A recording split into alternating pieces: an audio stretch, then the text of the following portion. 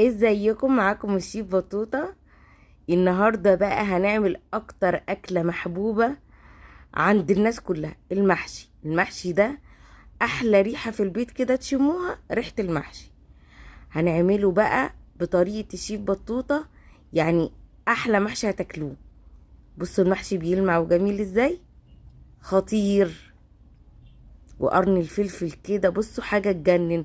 الرز مفلفل جواه وجميل، هيعجبكم جدا. اول حاجة عشان نحضر الخلطة، عندنا بصل مفروم ناعم، بننزل بقى عليه فلفل اسود، بهارات محشي، رشة حبهان، رشة قرنفل، بهارات 7 بهارات، بهارات لحمة. بصوا بابريكا، معلقة بابريكا، جوز الطيب، كبابة صيني، ملح. المقدار ده هيعمل دول بصلتين متوسطين. عندنا بقى 3 معالق كبار سمنة، وبنقلبهم كويس مع بعض. عندنا 4 كوبايات رز مغسول ومنقوع لمدة نص ساعة. بنقلب بقى الرز كويس قوي مع البصل عشان يتبل كده بالبصل والبهارات. بعد كده بننزل بنص كيلو طماطم مبشورة ومعلقتين كبار صلصة، هنقلبهم كويس مع بعض. هنحط بقى زيت، وهننزل بشبت وبقدونس. البتنجان والكوسة والفلفل بحط فيهم شبت وبقدونس بس، مش بحط كزبرة. كده الخلطة بتاعتي بقت جاهزة. عندنا بقى الكوسة والفلفل والبتنجان بتوعنا متقورين ومغسولين. هنبتدي نحشي.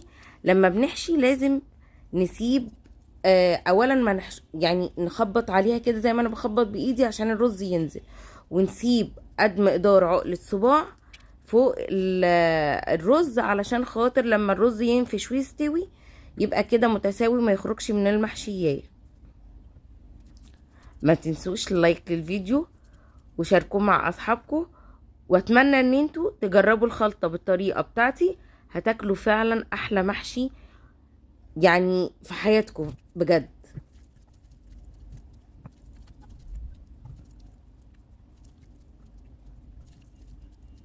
واللي لسه ما اشتركش في القناة بسرعة يشترك، عشان لسه في وصفات كتيرة مع الشيف بطوطة. انا بحاول انزل لكم وصفة يومية علشان تستفادوا باكبر قدر من الوصفات ان شاء الله.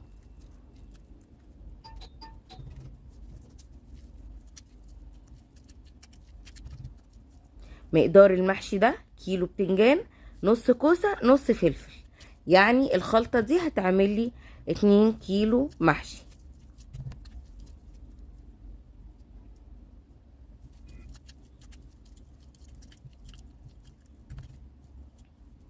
بعد ما خلصنا بقى الكمية بتاعتنا كلها بنرصها في حلة. عندنا بقى شوربة بتغلي، لازم الشوربة تكون بتغلي. هنبتدي نسقي المحشي، وبحاول انزل في كل محشية زي ما انتم شايفين كده شوربة. تمام. وبعدين بحط الشوربة تبقى واصلة ل3/4 المحشية. هغطي عليه على نار عالية يغلي لمدة ربع ساعة، وبعد كده ابتدي اهدي النار عليه واسيبه بقى يتشرب كده ويستوي على مهله. بصوا المحشي عامل ازاي، يجنن. الله، الريحة واصله لكم تحفة. كده بقى جاهز معانا، ان شاء الله تجربوه وان شاء الله يعجبكم. وما تنسوش لايك للفيديو والاشتراك في القناة، ونتقابل في وصفة جديدة مع الشيف بطوطة. والسلام عليكم ورحمة الله وبركاته.